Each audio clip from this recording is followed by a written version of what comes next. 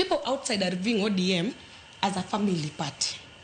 Koro kata jo moko mabedo gi geno ni an 2027 ni adago donjo gi ODM giluor tadhi kacha nade to machacha gir family. Raila wuok to giketo ng'awa, giketo Oburu.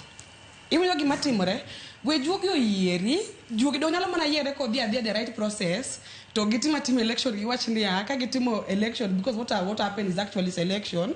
Election is a process, marend. Let the due process be followed. Ka gidhi election, to ka juogi dhi yiere, we juogi oyiere, ni ene party chairperson. Juogi no yiere kanyo, a governing NDC, governing body madhi yiere, we juogi oyiere kanyo. Kaso nte gimi wacho, ni nwananoga ni Raila was immortal. Actually, everyone viewed it like that.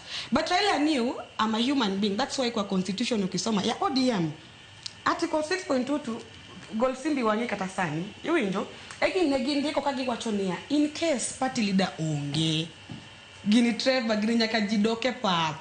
Wadhi e pap to wabet to watimre nade wayiero. Koro gima ondiki gi ngaondiko barua. Shida mar Tabitha e barua no kineno. Shida nene kanye nikech Tabitha ywak maber niya. To koyuga kende, owinjo ywakwa.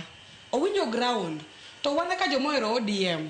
Okodwar ni ODM ikwe imezwe. Iwinjo Trevor. Egine gima jine wacho ga kene somo story moro ni hand being Spain cannot be hands being